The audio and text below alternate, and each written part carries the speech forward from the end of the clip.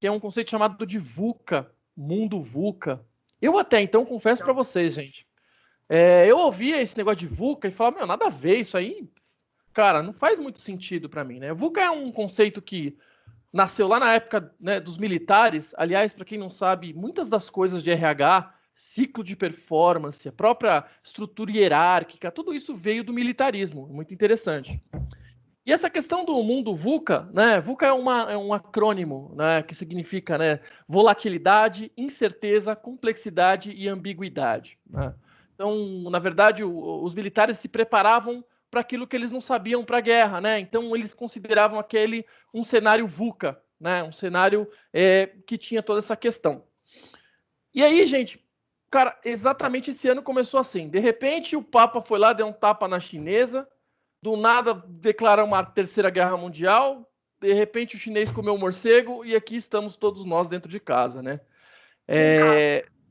Muito louco isso, né, gente? Tipo, foi uma mudança absurda. E aí eu comecei a conectar as coisas, né? Volatilidade tem a ver muito com o volume de coisas que acontecem, né? E com velocidade. Então, muitas coisas acontecendo de forma rápida. Isso é ser volátil. E a questão do U, que é de uncertain, né? E aí traduzido em incertezas. Gente, quando que a gente vai acabar esse negócio? Ninguém sabe. Tipo, a gente está aqui vivendo dia após dia, de repente é 1º de junho, daqui a pouco já estão falando em agosto. Não sabe o que vai acontecer, né? É complexo, porque de repente, do nada, se as empresas estavam preparadas para a transformação digital, show de bola.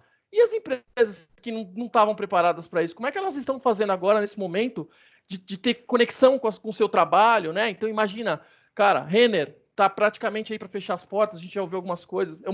Desculpa, um detalhe que eu não contei para vocês, eu moro em São Carlos, não moro em São Paulo. Fiz uma migração na minha vida e eu, em determinado momento, cansei do trânsito e falei, cara, eu quero morar no interior. Combinei com a empresa estava abrindo um polo aqui e decidi me mudar para São Carlos. E eu moro de frente para um shopping.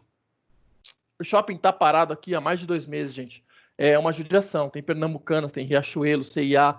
Como é que essas empresas estão fazendo, né? Num cenário tão complexo como esse para continuar atingindo seus resultados, né? E é um cenário ambíguo, porque são tantas interpretações que você faz em cima desse cenário. Será que eu vou por aqui? Será que eu contrato? Será que eu demito? Né? Isso te gera uma certa ambiguidade de não entender qual é o melhor caminho a seguir. Gente, mundo VUCA, leiam sobre isso. Isso é fantástico. E quanto mais preparado você está para um contexto VUCA, melhor é o teu objetivo estratégico, o teu planejamento estratégico.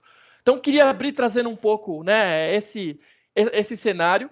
E eu comecei a conectar com muitas coisas da minha própria vida, tá? E aí, como eu comentei, né? Deixa eu trazer um pouco desse histórico. Lá para 1992, eu tenho 38 anos, eu não comentei isso, né? Eu vou fazer 38 anos. Em 92, eu tinha lá meus 10 anos de idade. O meu pai, o Fábio conhece ele, Panetone, carinhosamente a habilidade de Panetone, ele comprou um computador, um PC 386. Naquela época, gente, ninguém nem tinha ideia muito bem o que era isso, né? Os computadores estavam muito em algumas poucas empresas, não se tinha muita noção disso. E, cara, apareceu ali para mim um PC 386, Windows 3.11, sistema DOS, Lotus Notes, Lotus 123. E eu comecei a me enfiar nesse mundo de um jeito que eu pirava, porque era muito lógica, era uma questão que eu me identificava muito com o raciocínio lógico, né? E, cara, apesar de ser chamado de nerd, naquela época você falava dessas coisas para as pessoas te enquadravam como nerd, né? Ei, nerdão, vai lá para o canto ali, ô nerdão. Não vem jogar bola, não.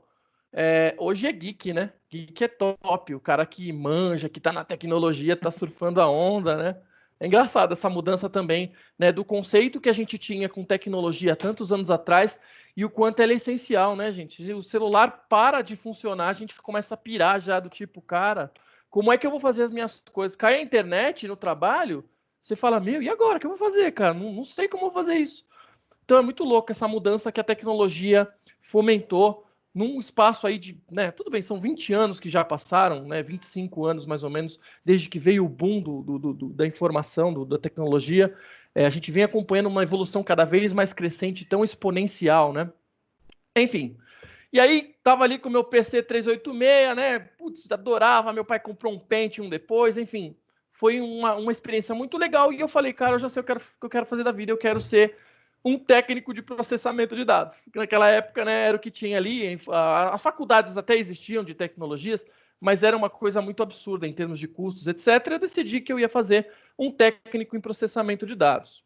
Cara, no meio dessas aulas, eu me passaram psicologia organizacional. Tava na grade, e o técnico naquela época era aquele negócio do primeiro, segundo e terceiro colegial, então ele era pautado no segundo grau, né? E aí eu tive uma aula de psicologia, cara, isso mudou minha vida. Eu falei, gente, muito louco, né?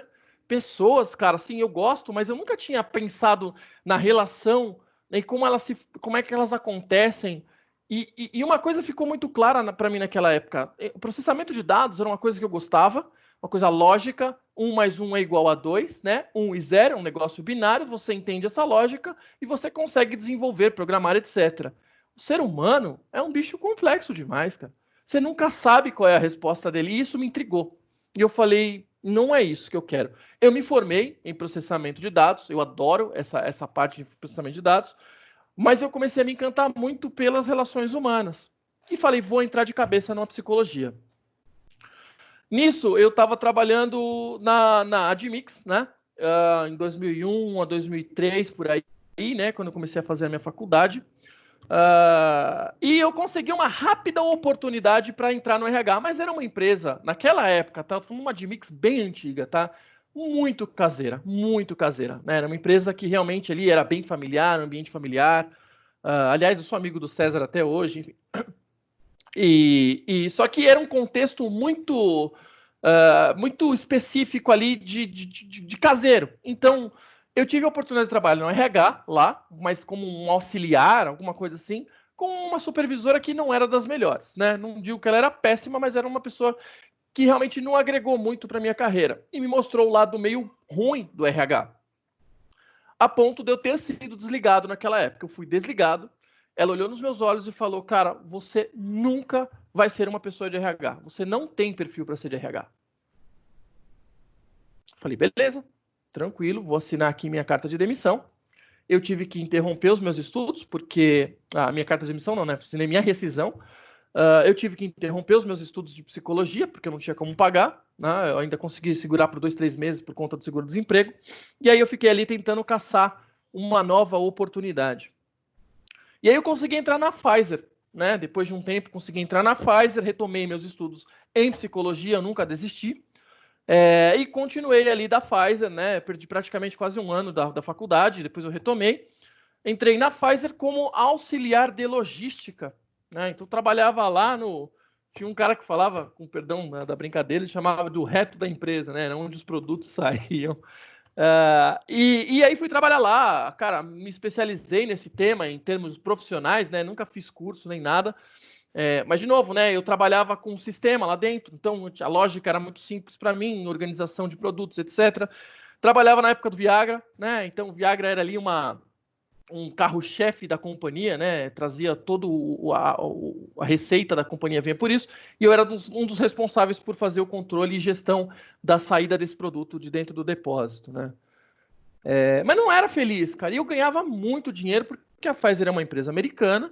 Os americanos, por natureza, se preocupam com a questão de remuneração, eles gostam de estar entre as top brandings, né? Tinha um pacote de benefícios lindo, ganhei prêmios e prêmios de graça, coisas que, tipo, me deram bicicleta, me deram produtos eletrodomésticos, assim, porque queriam dar, né? E era muito cômodo isso para mim. E eu ganhava bem, bem. Eu era um auxiliar ali, assistente, e tinha o salário facilmente de um analista júnior de mercado. Facilmente, facilmente. E se eu continuasse lá, eu com certeza hoje teria virado um gerente de logística. Bem bacana. Mas eu não estava feliz, gente. Assim, era um negócio que eu olhava e falava, não é isso que eu quero para minha vida. Né? Não é sobre isso. Não é por isso que eu estou estudando. Não é por isso que eu vim ao mundo. E aí eu comecei a caçar algumas vagas e eu tentei me aplicar dentro da Pfizer para ser do RH. E o que eu mais escutava é, você não tem experiência. Porque é mesmo aquela passagem na Admix que eu comentei, a minha carteira não foi assinada como RH. Eles não permitiram isso. Essa mulher que era a supervisora de RH não permitiu assinar minha carteira lá. E eu não tinha essa experiência de RH para poder entrar. Então eu bati cabeça algumas vezes na Pfizer e nunca consegui. E aí eu falei, bom, tá na hora de sair daqui, então não vai ter jeito. E aí, gente, apareceu uma oportunidade para ser estagiário na Pernambucanas. E era para ganhar metade do meu salário e perder todos os meus benefícios com um contrato de estágio ali para 6 meses temporário, não sabendo o que ia acontecer. Mas eles me toparam, eles falaram, cara, vem com a gente, vamos, né? Vamos tentar. Vem ser estagiário aqui. Não foi vem ser feliz que você é da concorrência, mas vamos apostar em você, cara. E eu falei, eu vou topar, eu vou dar esse passo para trás, mas eu tenho certeza que eu tô dando um passo para frente da minha carreira. E, putz, fui lá, fechei com a Pfizer, né? O meu gerente na época falou, vai, porque eu acho que vai ser a melhor coisa que você vai fazer. Você vai entrar onde você quer, com uma oportunidade que talvez te leve a outros caminhos. E cheguei na Pernambucanas, fui trabalhar com treinamento lá. E foi engraçado porque eu cheguei lá para treinamento de loja, né? Cara, foi uma das melhores coisas da minha vida, porque eu comecei. O Fábio falou dessa questão, né, dele de subir no palco. Isso, naturalmente, a vida nos colocou nessa situação. Qualquer um do nosso grupo de relacionamento, a gente, a gente entra com tranquilidade e natureza para fazer isso. A gente sobe no palco e brilha e não tem problema nenhum. A gente foi instruído, a gente foi criado nesse meio. Então, eu me inspirei muito no Fábio. São coisas que, né, a gente aprende com o nosso grupo de amigos. E a gente sabe fazer isso muito bem. E aí eu subi muitas vezes fazendo treinamento para 180, 200 pessoas no auditório da Pernambucanas. Tinha uma universidade corporativa maravilhosa. Foi uma escola para mim, a Pernambucanas. E por ali uns 2 anos eu trabalhei com muito empenho nessa área de treinamento. Gostava, né? Treinamento de loja. Até que chegaram para mim e falaram que estavam implementando um negócio chamado e-learning, educação à distância. Eu falei, pô, que negócio interessante, né? Como que é isso aí? Isso aí é. Aí fui começar a entender o que é. Contrataram a mosca branca do mercado, que era uma pessoa única que conhecia de e-learning naquela época, era uma das poucas pessoas do meio, tô falando de 2007, 2008, tá? Que conheciam desse meio de e-learning, trouxeram para trabalhar, e eu vendo aquele movimento, falei, eu quero ver como é que faz isso aí. Conversei com os gestores na época, falei, me dá uma oportunidade, deixa eu aprender sobre isso, né? E enchi o saco do povo, deixa, até que falo, tá bom, vai lá trabalhar com a pessoa.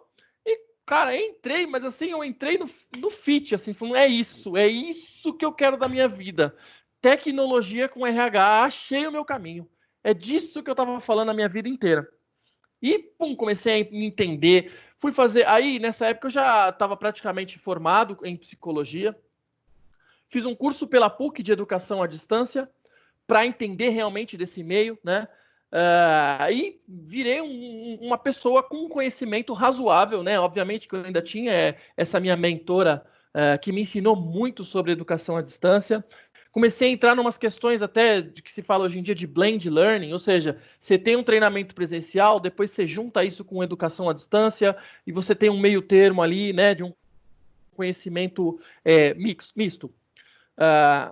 Enfim, dali comecei a me interessar muito, etc. Virei uma pessoa que realmente começou a se tornar uma pessoa-chave no mercado, até que eu recebi a oportunidade em 2011 para trabalhar na Serasa. E fui trabalhar na Serasa aí para implantar, né, um sistema de e-learning na companhia, com muito respaldo do Global. O time Global lá, extremamente fechado, extremamente, né, focado num processo de waterfall, que a gente fala, né? De cascata, com datas, etc. E entrei na brincadeira e fui tocando, coloquei para rodar no Brasil, colocamos o e-learning aqui, né? E foi uma abertura de um primeiro caminho aí para mim, assim, de experiências, né? Trabalhando com global, muito forte, né? Nessa pasta, discutindo muito com eles, aprendendo muito com eles. E aí eu comecei a falar, cara, eu preciso entender mais esse negócio de tecnologia. Então, e-learning é legal, mas o que mais que dá para a gente mixar com tecnologia? E naquela época também estava entrando uma questão num sistema de avaliação de performance, né? Do ciclo de avaliação de performance. Tinha um sistema para isso. Falei, eu quero brincar desse negócio, pedi para o meu gestor, né? Conversamos, etc. Beleza, tá aqui a oportunidade. Aí um pouco mais fácil já, porque eu estava, né, entregando bons resultados na parte de learning. Fui brincar com desenvolvimento organizacional, mas na linha da avaliação de performance. E aí nessa pasta a gente fala muito, né, sobre o ciclo, onde a gente estabelece metas, onde a gente faz o acompanhamento e follow-up dos funcionários, e aí por último a gente fala de uma avaliação, entra num ciclo de PDI, matriz de talentos, etc. Toda essa pasta ficou na minha mão, e o que eu fiz? Falei, eu vou digitalizar essa parada inteira. Comecei a desenvolver, né, algumas aplicações, claro que, né, em Excel, mas que traziam uma certa inteligência por trás, com macros, etc. E comecei a apresentar essas coisas para a companhia. Então, PDIs organizados, a forma da gente ter um processo que chama curva de performance, onde a gente atribui, né, uma certa pontuação de quantas pessoas, um percentual de quantas pessoas ficam dentro dessa avaliação de performance. E dali para frente eu comecei a trazer algumas coisas super legal, comecei a chamar a atenção da companhia. E aí até que, né, mas eu sempre tinha a vontade muito grande de trabalhar naquele time global lá fora, porque eles tinham esse negócio da área de tecnologia em RH, não tinha um viés tão forte em tecnologia, era muito mais para sistemas e informações dentro dos sistemas, né? Então a gente aqui tem uma aplicação chamada Oracle, EBS, né, onde se faz o trâmite dos dados, e eu já conhecia por conta do e-learning, etc., eu já conhecia um pouco esse time. Mas eu falava para eles, cara, um dia eu queria trabalhar com vocês aí. Hein? Isso aí é legal que vocês fazem, eu gostaria de me envolver com isso. Enfim, e nunca consegui, porque é uma empresa irlandesa, né? O headquarter fica em UK, os caras são fechados mesmos, eles têm o negócio deles ali, tudo bem, né? Para mim, ok. Até que em um determinado momento, chegou-se à conclusão, por conta da mudança de alguns processos lá dentro, o head global falou, eu preciso de uma pessoa aí dentro que faça o processo de cuidar desses dados de RH. E aí o meu vice-presidente me convidou, pessoalmente, falou, cara, eu quero que você assuma essa cadeira. Eu falei, cara, mas... Aí me deu sustão, gente, porque eu conhecia muito dessa pasta de desenvolvimento de pessoas, né? Eu tramitei entre desenvolvimento de liderança, treinamento, ciclo de performance, tudo isso está muito conectado. Agora, trabalhar com essa parte de gestão de dados, de RH, entra em umas questões, por exemplo, de allowance, de bônus, de dados sobre pessoas, né? Remuneração, estrutura de cargos. Cara, comecei a pirar nisso, falei, meu, não sei se eu vou dar conta, mas vamos aí. Vamos aí. E aí, eu topei o desafio, comecei a entrar bem devagar nisso, né? Comecei a me entender melhor, estudar bastante sobre isso, me conectar todos os dias. Cara, isso foi uma coisa. O meu inglês ele não era dos melhores, eu fazia calls esporádicas, mas eu fui obrigado a falar inglês todo santo dia, porque todos os dias eu tinha uma call com alguém me perguntando alguma coisa do sistema. E isso só me fez crescer. Só que na verdade, era muito pouco esse trabalho deles. Eu comecei a perceber que eles ficavam cuidando de base de dados, e era isso, né? Todo dia, base de dados, tira o relatório, faz a base. Falei, cara, é pouco. E nessa eu já estava começando a me conectar muito com o time de TI, e o time de TI estava fazendo o que a gente chama dentro do corporativo de tombamento da estrutura para métodos ágeis. Né? Não sei se o Fábio já comentou com vocês sobre metodologias ágeis, acredito que sim, né, Fábio? E isso começou a virar um movimento da companhia. O time de TI virou e falou, cara, você não quer ser o PO de RH? Falei, vambora, o que é isso aí? Como é que faz e tal? Falei, deixa eu entender como que é isso. E comecei a me especializar também. E eu ganhei muita força, muita sinergia, porque eu pegava esses buracos que tinham dentro do RH, coisa que o Global não fazia, e comecei a construir essa cadeira de tecnologia em RH. Comecei a desenvolver algumas coisas que eu vou comentar daqui a pouco, né? Comecei a olhar para a atração de talentos, comecei a colocar tanta tecnologia dentro do RH que a cadeira ficou. Não existia essa cadeira. Cara, chegou um momento que eles falaram: precisa ter uma cadeira para o André, né? E aí foi que a gente chegou nessa cadeira de HR Tech, que é a qual eu estou sentada hoje, e dela eu passei de especialista, hoje eu sou o gerente, e eu coordeno um time de 3 pessoas, mas eu sou o PO também desse outro grupo, que são mais ou menos 8 pessoas dentro da Squad, né? Então esse basicamente é o time do qual eu hoje tenho responsabilidade. Então, Nem gente, todos assim sabem foi... o que é PO ainda, tá, André? Oi, perdão? A maioria do pessoal já sabe o que é ágil, a gente está trabalhando com daily Show de meeting, bola. mas PO talvez seja uma função que a gente não chegou ainda nela. Se em algum momento você quiser falar. Claro, claro, claro. Então, o PO, gente, ele é uma responsabilidade que a gente, né, como eu falei, era uma coisa que estava tombando ali, também pegou algumas pessoas de surpresa. PO significa Product Owner, né? É a pessoa que é o meio de campo, né, entre o negócio e o time de tecnologia para resgatar os requerimentos. A gente chama disso de escrever histórias, né? Existem épicos, onde você fala de um grande produto, existem as histórias, das quais você coloca que são os requerimentos que você quer, e disso se derivam em tarefas, que aí o time de desenvolvimento, que ficam dentro dessa squad de TI, eles desenvolvem, e o PO tem esse papel de entender o stakeholder, entender o business, puxar os requerimentos, as necessidades de negócio e transformar dentro de soluções e aplicações e produtos. É isso que é um PO, tá? Então, a gente trabalha lá com o que a gente chama de backlog, que é um portfólio de produtos, e a gente vai desenvolvendo e criando novas soluções, enfim, a gente vai trabalhando em cima desse portfólio. Bom, falei bastante, gente. Queria ouvir até aqui se perguntas, queria ouvir um pouquinho de vocês até aqui, o que vocês estão achando? Tá chato, tá legal? Querem entender um pouco mais alguma coisa que eu falei? Tá muito interessante, André. Você é muito novo para ter uma bagagem tão gigante igual a que você tem. Muito legal. Alguma pergunta, alguma coisa até aqui que vocês queiram que eu volte ou que eu fale? Comente. Não, por enquanto eu não. Eu tenho um ponto aqui. Fala aí, Fábio. E é honesto, não é combinado essa minha pergunta, não, viu? Juro. Todo esse caminho que você fez porque no fundo você estava afim de encontrar um lugar para você, é isso? É isso, Fábio, é isso. Porque como eu comentei, né, foi eu tive essas indas e vindas entre, né, eu adoro psicologia, eu adoro tecnologia, e esse espaço ele não existia, né?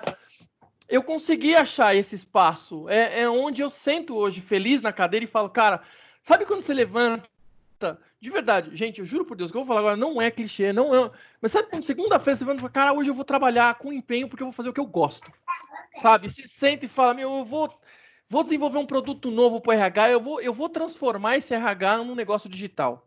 E o mais legal hoje, Fábio, é que eu tenho um vice-presidente que veio da TOTUS e o cara respira a tecnologia, o cara me entende. Então, quando eu chego para ele e falo, cara, a gente precisa fazer isso, ele fala, vamos fazer isso aí. Então, isso é muito legal, Fábio. Eu não tenho travas para fazer o meu trabalho do jeito que eu acho que ele tem que ser feito. Legal. Por isso me dá prazer trabalhar todos os dias. Por isso dá prazer levantar e trabalhar, sabe? Mais pergunta aí, pessoal? E hoje você lida com processos ou com pessoas? Hoje eu faço um pouco... Desculpa, quem perguntou? Foi o Leandro, é isso? Leandro. Hoje eu divido um pouquinho, tá? É engraçado isso, porque conforme essa cadeira foi crescendo, você acaba se tornando um perito entre dados e pessoas, né? Então, eu tenho muita interface com o RH, porque, cara, a grande verdade é que hoje as coisas estão muito pautadas dentro de tecnologia. Um business partner, né? Ele não consegue desempenhar o trabalho dele se ele não tiver algumas informações, dados, e isso ele só consegue de sistemas. Então, eu acabo virando um ponto focal para essas relações. Eu nunca perdi isso, porque eu adoro. Então, eu tenho muita interface com todas as áreas de RH, mas eu também preciso ser um cara que, quando eu vou conversar com a Squad, eu não posso pagar de junião, assim, entendeu? Eu preciso entender o que é uma integração, o que é um tal do Mongo, o que significa ter uma base de dados, o que é middleware. Eu preciso entender arquitetura. Então, assim, eu tô nesse meio termo, cara. Assim, isso é muito legal. Então, eu não tenho bem um papel específico. Aí você me perguntou sobre processos. Processos, hoje eu estou começando a descentralizar isso de mim. Eu tenho tentado capacitar uma pessoa do meu time para começar a liderar mais essa frente, né, de processos, de execução, de integrações, de análise desses dados entre o RH, entre os processos de RH, e eu estou tentando entrar num papel mais estratégico para tomar das decisões junto ao vice-presidente, ao diretor, ao negócio, etc. Perfeito. Respondido? Muito bom, gente. Vou dar mais uma seguida aqui então, tá bom? Vamos lá. Eu queria trazer um pouquinho, gente, sobre o RH digital. Tá, nossa, agora isso aqui é o que eu mais adoro falar. RH digital, gente, é uma coisa que está acontecendo meio silenciosa, mas que está fazendo uma diferença absurda para o RH como um todo, tá? É uma transformação realmente do RH num cenário em que, cara, de novo, mundo VUCA. Estamos aqui hoje. Vocês já pararam para pensar, por exemplo, né? Como será que as empresas estão contratando um funcionário se eu não posso estar no escritório para receber o cara para ele assinar os contratos dele, para ele pegar o crachá dele, para ele pegar o computador dele, né? São coisas que, se a empresa não estava preparada para fazer isso, eu tenho certeza, ela está entrando num nível de complexidade absurdo, absurdo. Como é que eu pego os dados? Como é que ele me preenche uma ficha, né? São coisas que realmente a gente tem que ter essa atenção. Eu só vou voltar um passo atrás e vou falar primeiro o processo que é a porta de entrada, quando a gente fala de um processo de atração de talentos, né? A gente chama essa área, né, conhecida muito pelo mercado como recrutamento e seleção.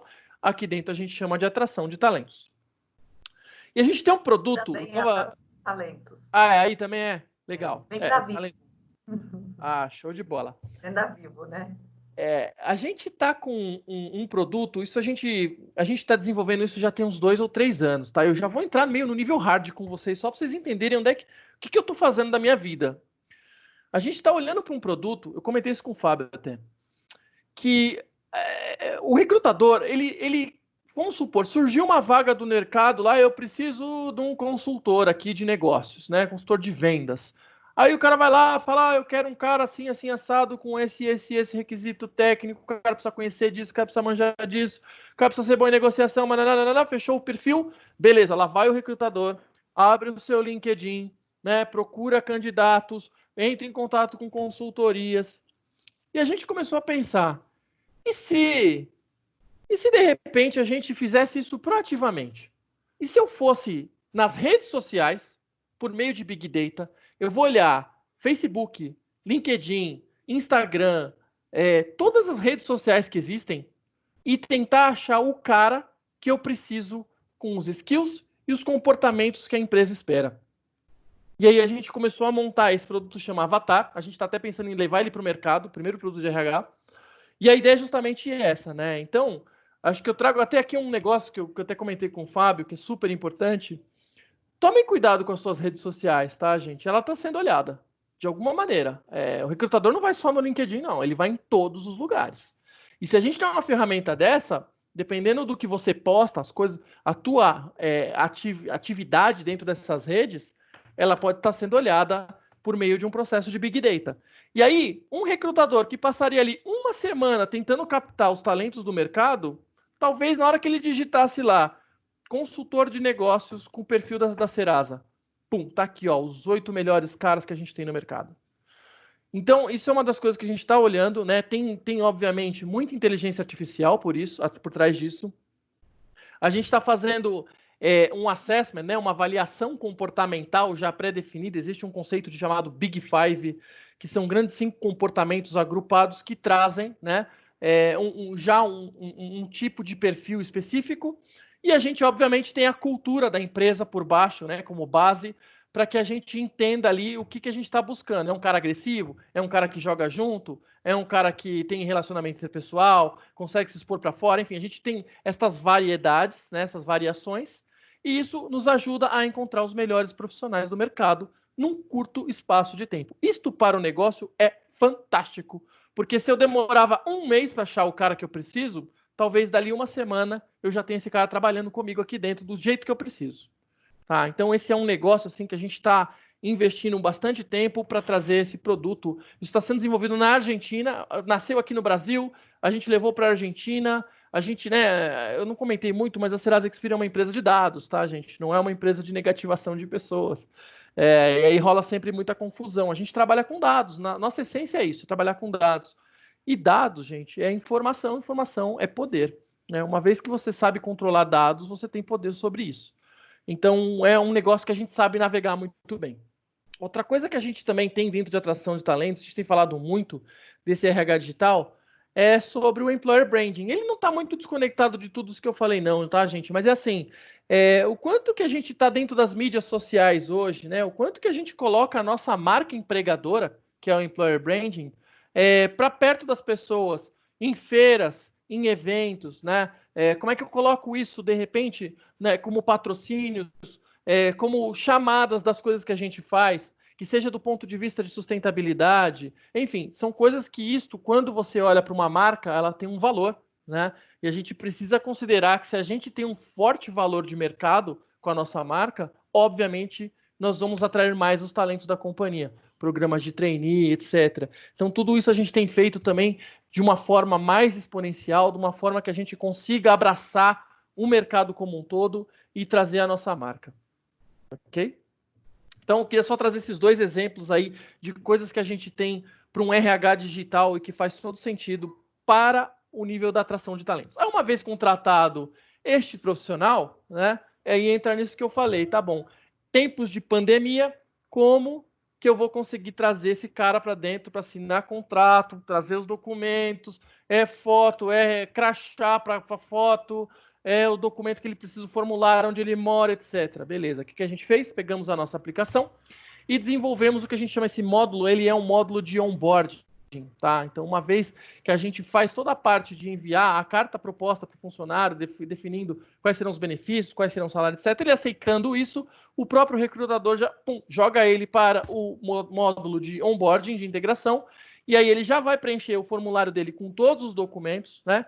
Todas as informações de documentos. A gente, em seguida, já pega e já pede para ele dar um upload na foto dele, upload de todos os documentos, recebe isso aqui dentro da Serasa, faz uma análise, obviamente, faz uma comparação cara a crachá para ver se os formulários foram preenchidos devidamente de acordo com os documentos que foram carregados. E aí, dando tudo certo, o time de operações aqui do RH dá um ok, isso pula para dentro do nosso sistema Oracle, que é o que a gente tem hoje, tá? Então, isso é uma forma que a gente está chamando do onboarding virtual, né? Nisso a gente já quer começar a expandir, e aí eu vou trazer coisas que não é da Serasa, mas coisas que já estão sendo discutidas no mercado, né? Então, por exemplo, você escolher o teu tipo de computador que você vai querer, quais aplicações você vai querer lá dentro, você precisa de celular, qual o tipo de celular que você quer, teu posto de trabalho, você prefere trabalhar mais perto da janela ou mais lá para o meio? Aqui está o mapa do escritório, escolha onde você quer sentar. Isso é um dos modelos, tá, gente? Mas são coisas que você pode começar a trazer para um outro nível. Você já imaginou você chegando e tendo esse tipo de escolha? Cara, que fantástico! É extremamente customizado para você, né? Então, é algo que traz um valor absurdo para um processo de onboarding, que é como a gente chama. Tá? E óbvio que conforme a gente vai subindo na carreira, dependendo dos bônus que você tem, dependendo da escolha de um carro, por exemplo, para um presidente, para um diretor, etc., você também consegue customizar esse tipo de coisa, tá? Então, isso também é uma forma da gente fazer algo mais digital, sem ter que esperar que o funcionário entre e entenda desses processos. Outra coisa, só amarrando aqui, né? Já que eu toquei nisso, eu não sei o quanto se vocês têm ou não esse processo aí dentro, mas é a questão dos benefícios flexíveis, a gente chama de Beneflex. Então, isso também é uma outra aplicação que a gente trouxe, um fornecedor, eu ajudei a fazer a integração disso, onde você tem ali o seu pacote de benefícios, normalmente assistência médica, etc., vale transporte, vale refeição, mas às vezes é só isso que a empresa te oferece. Você fala, cara, eu não preciso de assistência médica, eu uso da minha esposa. Aliás, minha esposa tem um melhor do que vocês estão me oferecendo. Não quero, não vou usar a assistência médica. Ok, vamos fazer o seguinte, a gente pega esse seu plano de saúde, converte em pontos, e você pode escolher pagar a escola das suas crianças com esses pontos. Topa? Uma pergunta, André, vocês têm benefício flexível aí? Sim. Ele não chegou onde a gente queria ainda, tá? Mas sim, você pode fazer exatamente isso que eu acabei de falar. Se num processo você já tem uma assistência médica que você não precisa, você converte isso em pontos e você pode trocar isso por um valor X que vai cair na tua conta para você utilizar como você bem entender. Se você quiser pagar a escola das crianças, ok, o dinheiro é seu, tá? Outra coisa, se você quiser transformar isso num pacote de benefício flexível, a gente tem a fórmula, tá? Sensacional. Tem que vender, obviamente. Fala com a gente depois. Aqui são 80 mil vidas, hein? Em benefício flexível. Olha aí. Pode trocar figurinha, gostei. Maravilha. Um outro ponto, posso te pôr em contato com o time de benefícios, se você quiser. Podemos fazer isso, com certeza ajuda. E aí uma outra coisa também que a gente já está, né? Tempos de pandemia de novo, né? Cara, vale refeição. É um dos nossos benefícios aqui, vale refeição. Não estou indo no restaurante. Aliás, os restaurantes estão todos fechados. Eu não preciso de VR, só está acumulando dinheiro. Beleza, troca por VA, vai no supermercado, pega lá, compra o que você quiser, tá aqui o teu cartão, tá? Então são coisas que a gente tem trabalhado também. Nem preciso falar muito de benefícios flexíveis, vocês já devem estar calejados aí, não vou ficar nem entrando muito nessa pasta. E aí eu queria pular para a parte, né, que eu já até comentei com vocês de e-learning, né? E-learning hoje já é uma realidade, né, pessoal? Mas isso está começando a crescer de um jeito que a gente não precisa mais depender da empresa, não. Vocês já ouviram falar de Udemy, Udemy, enfim? Alguém conhece? Sim. Sim. Temos vários cursos para fazer. Show de bola. E ele tem... Vocês já devem ter visto lá, tem curso de tudo quanto é jeito, né? Eu vou trazer mais dois aqui que eu queria só chamar a atenção de vocês, tá? E, de novo, não é papo de geek não, tá? Mas é uma coisa para vocês fixarem na cabeça. Tem um outro chamado Grasshopper, tá? E tem um que chama Solo Learn. São cursos online também, mas eles são mais voltados para programação. Aí você vai falar, mas André, eu lá mexo com programação, meu filho. Você tá viajando, filho. Isso aí é você que é nerd que manja. Eu não sei o quanto vocês... Bom, eu ia falar, tem o Jeff Bezos, que é o cara da Amazon, e tem o Steve Jobs, obviamente, da Apple, né? E uma coisa que ele disse que é super interessante sobre linguagem de programação, na cabeça do Jobs, ele tem uma frase que ele fala: todo mundo devia conhecer pelo menos uma linguagem de programação. Pelo menos uma, só entender. Por quê? Porque isso vai te ajudar a ter um pensamento estruturado, a ter uma linha de raciocínio, uma tomada de decisão mais organizada das coisas, né? Você começa a enxergar o cenário de uma forma mais lógica. Então fica aqui minha dica para vocês, tá, gente? Tira como hobby, pega um curso aí de qualquer coisa, SQL, sei lá, mas para entender a lógica de programação. Não é para você sair desenvolvendo aplicação, software, aplicativo, não é disso que a gente está falando. É de conhecer e entender como se programa, né? Entender como se programa pode te ajudar em outras questões que não tem nada a ver com programação, mas que você começa a parar, pensar e analisar. Tá? Basicamente é isso que é programação. Muito bom. Legal. Então, fica aí a dica, tá? Udemy, vocês já conhecem, Grasshopper, Solo Learn. Uma outra coisa que eu queria dizer também sobre a Serasa, especificamente, é que a Serasa, gente, quando era a Serasa, se vocês forem buscar a história da Serasa, é muito louco. A gente tinha um presidente que ele era, cara, assim, estranho. É a única palavra que eu posso dizer. Ele não gostava que ninguém fosse na empresa de marrom, tá? É nesse nível de estranho que eu tô falando. E o cara é extremamente católico, então ele colocou crucifixo em toda a empresa. Cara, louco. Mas ele tinha um negócio que ele era muito fixado em pessoas, né? O que é excelente. Então, ele era um cara que entendia que a empresa, a organização, até porque Serasa e vocês da TCS, da Telefônica, entendem isso também, o maior bem ativo que vocês têm dentro da companhia são pessoas. Não tem essa questão, né, de matéria-prima. Matéria-prima está aqui, ó, a cabeça de cada um de vocês que faz isso acontecer. Essa é a matéria-prima. E na Serasa não é diferente. A gente trabalha com bens intangíveis que são dados. Como é que você tem dados, né? Tudo bem, você tem até matéria-prima, mas é um outro cenário. Você não tem custo, né, de produção, etc. Então, nessa linha, o que ele fazia? Cara, vou investir em funcionário. Minha matéria-prima são funcionários. Então, tudo para o funcionário. Faculdade dentro da empresa, pós-graduação. Quer fazer um curso, meu filho? Vai fazer um curso, vai lá, eu pago, né? Óbvio, eram outros tempos e a gente tinha muita grana, tá? Isso era chamava só Serasa nessa época.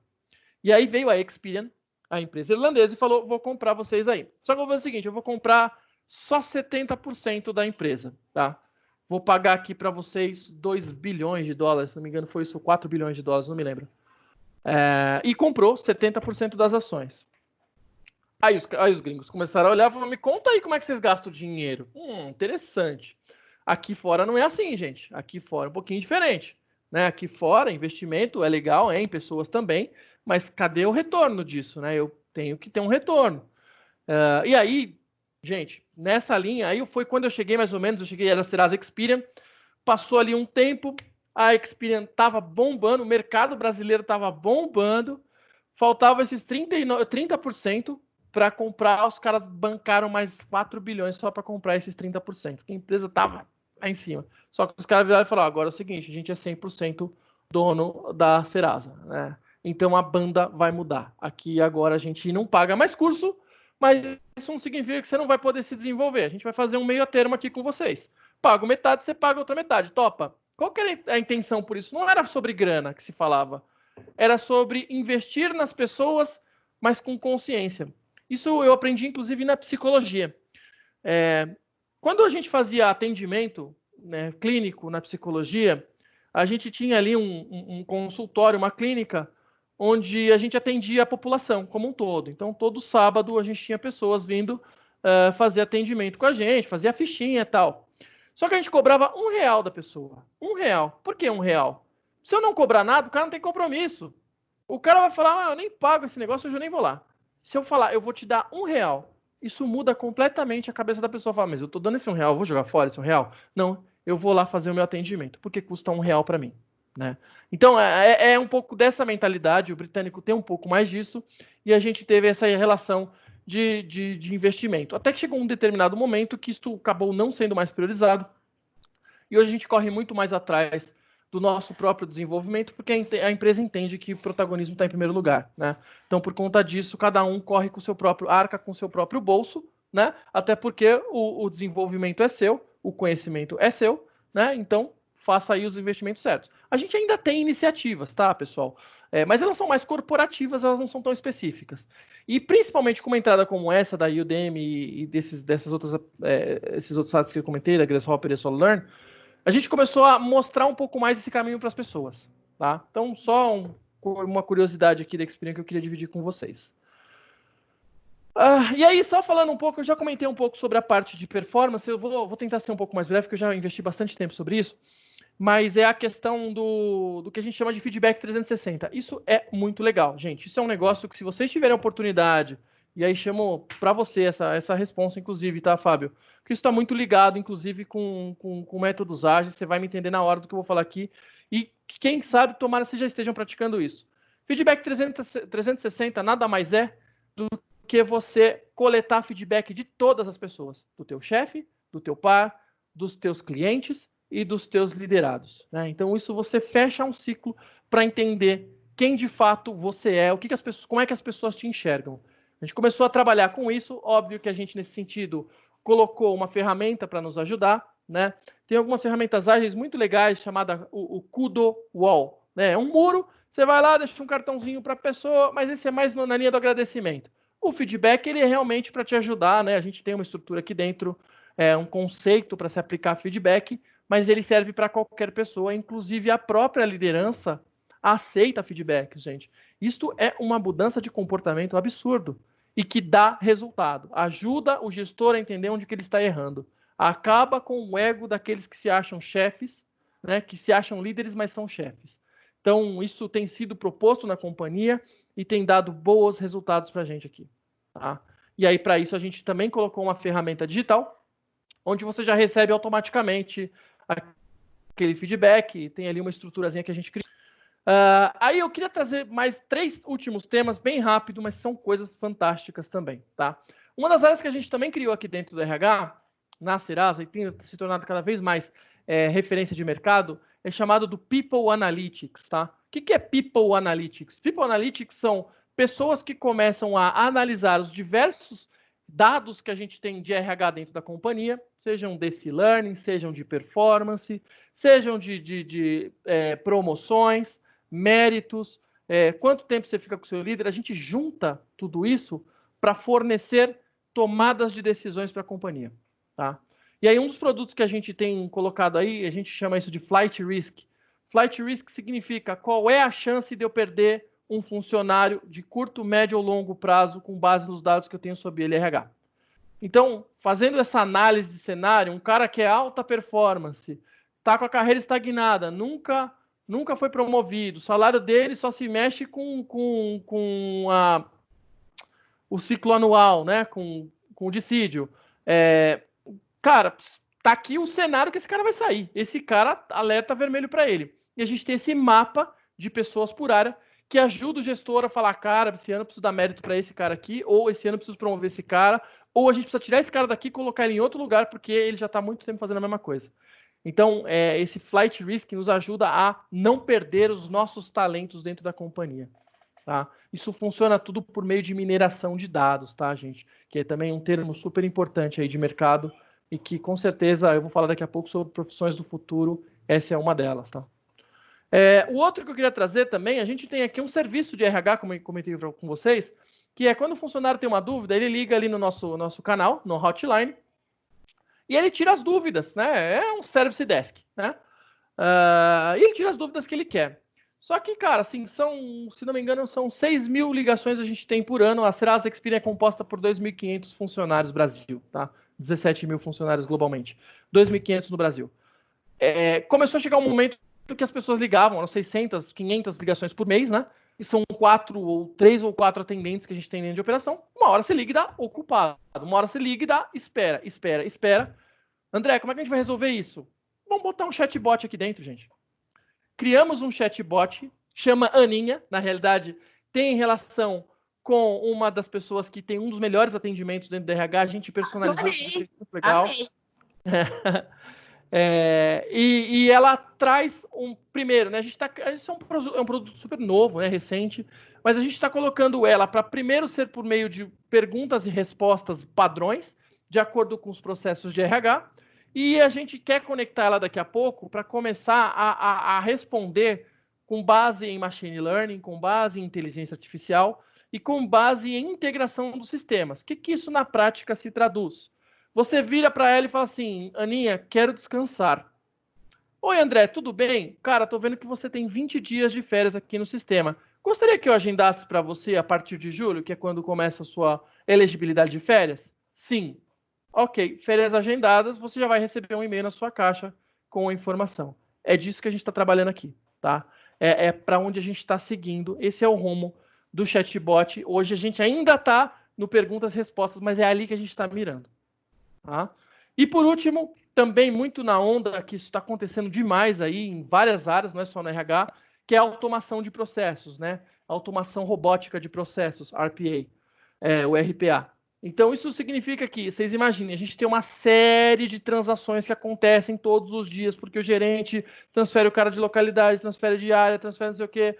E aí eu preciso ter alguém ali no dia a dia olhando para ver se o gestor fez certo, se está correto isso aqui, se está dentro da elegibilidade, se ele pode realmente fazer isso, né? Se não feriu nenhuma regra interna. E a gente já está pensando em começar a colocar um robozinho para ir lá. Graças a Deus a gente tem essa área dentro da companhia, fica na Costa Rica. Mas ele vai lá, faz uma análise e já vai apontando. Tem erro aqui, isso não pode de acordo com a política, isso aqui não está certo. Beleza? Faça-se uma higienização, aí obviamente manual, para a gente rever os processos. E logo em seguida, populo tudo isso dentro do sistema. Tá? Então, isso é um pouco da automação que a gente está trazendo dentro do RH. Então, basicamente, isso que a gente está trazendo hoje, eu trago para vocês aqui sobre RH digital. Tem mais um monte de coisa, mas o nosso tempo é curto, né? Já são 6h30, já passou muito rápido o tempo aqui. E eu queria ainda falar um pouquinho sobre o futuro do trabalho com vocês. Eu não sei como é que vocês estão de tempo, gente. Quero respeitar aí vocês. É uma sexta-feira, véspera de Dia das Mães. Fábio também, me avisa aí né, como é que você quer tocar, porque a gente se comprometeu até 6h30. Queria te ouvir, Fábio. Cara, aqui não tem nada obrigatório, né? Então, quem precisar ir, fique à vontade, não tem problema. Se não estiver dando, também faz parte. Eu tô aqui ouvindo você e o Heitor acabou de cair, dar com a cabeçada no chão. Então, ai. Novos tempos, né? Novas relações. É isso aí. Bora continuar. Tá bom. Curioso, pode seguir. Show de bola. O papo tá legal, pessoal. Vocês estão gostando? Tá fazendo sentido por enquanto? Pra Eu caramba, até cancelei minha aula já. Eu cancelei Rapaz, minha aula pra muita te ouvir. novidade. Continua, vai. Não sabia que Gata aí. Pode mandar, manda ver. Vamos lá. Super proveitoso, vamos lá. Show de bola. Até aqui, pessoal, sobre essa etapa aí do RH digital, alguma dúvida, algo que vocês queiram que eu comente? Tá tudo bem? Tranquilo? Então, bora. Vamos falar do futuro do trabalho, pessoal. Eu estava lendo aqui, né? Esses dias que a gente já tinha discutido sobre a pauta, isso é uma coisa que a gente tem falado também muito dentro da empresa, sobre o que a gente chama de ways of working, né? Ou seja, as formas de trabalho. E aí, de novo, gente, mundo VUCA. Mundo VUCA tá aí. Como é que a gente trabalha em cima disso? E cada vez mais a gente tem percebido o quanto esses ways of working, eles acabam por facilitar o ambiente, a cultura da empresa por meio das formas como se trabalha. Então, o que eu quero dizer disso na prática, tá? A gente tem colocado aqui, por exemplo, questões que são envolvidas com ways of working e que talvez, a princípio, não façam muita questão. Tem gente que se importa mais, gente que se importa menos. Empresas startups, por exemplo, elas já nascem com esse mindset. Só que para empresas como a Serasa, que tem lá seus 40 anos no Brasil, foi um pouquinho mais difícil. Do que eu estou falando? Posto rotativo, tá? O que a gente tem lá hoje? Você chega e senta naquela cadeira, naquela mesa, todo dia você senta, coloca a sua foto, né, traz seus Paranauê todo, coloca em cima da mesa, seu copinho, parará, e todo dia você senta lá. Só que isso também não te permite interagir com as demais áreas, com as demais pessoas, né? Então, a gente colocou essa questão do posto rotativo. Meu amigo, se você deixar um cubo mágico em cima da mesa, eu vou tirar.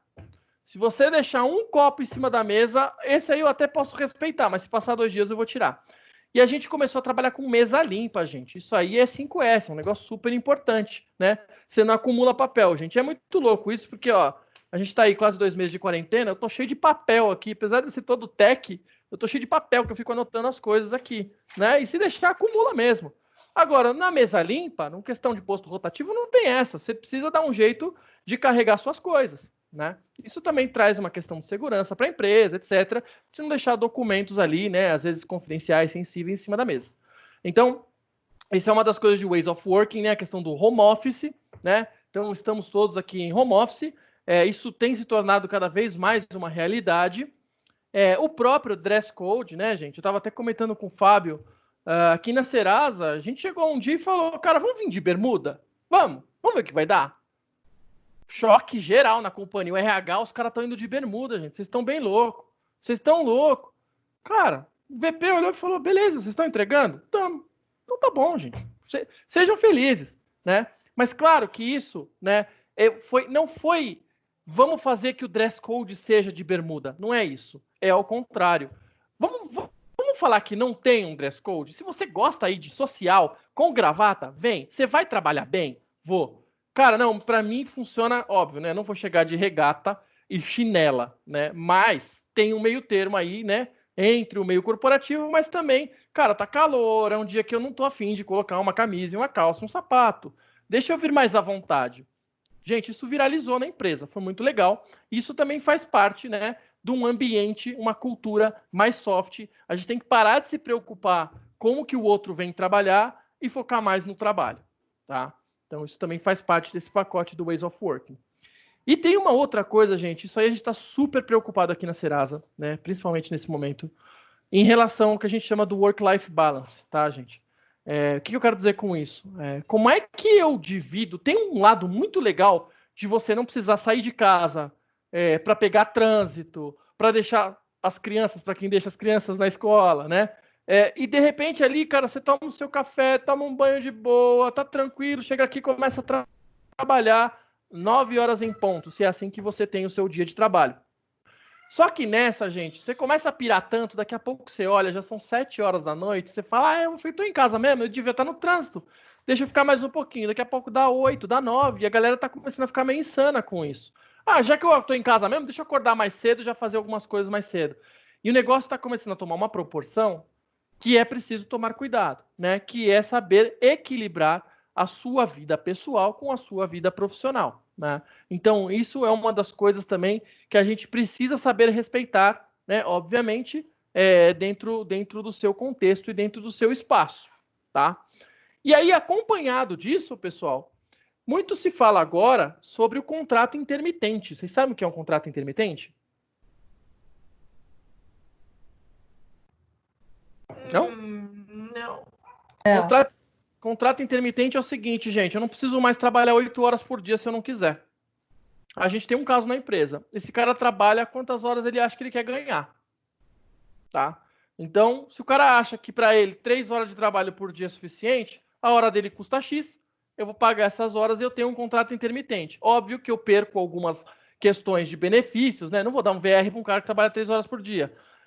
Mas a gente equilibra e equaliza sendo que a pessoa, às vezes, tem outras fontes de renda e ela consegue se distribuir muito bem em cima disso, tá? Isso é o contrato intermitente, a gente está começando a estudar, é uma questão até de legislação trabalhista, permissões, etc., mas que já tem se colocado em cima da mesa, é possível, é permitido, claro que respeitando algumas questões.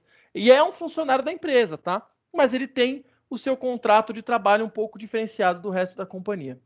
Isso permite, como eu falei, né, você ter outras fontes de renda e te ajuda também a ter um equilíbrio entre a sua vida profissional e pessoal. Então, imagina que você é mãe, né, você dedica ali o seu período da manhã, à tarde eu vou me dedicar às crianças. De manhã eu deixo na escola, mas à tarde eu vou ficar em casa. Né? Então, isso começa a abrir outras maneiras de você combinar o jogo com a sua empresa. Aí você pensa, pô, mas e a empresa? Como é que fica nesse sentido, né? Porque eu vou perder ali um profissional, etc. Alguém já ouviu falar de Workana? Não. Caldo de cana. Não, Workana.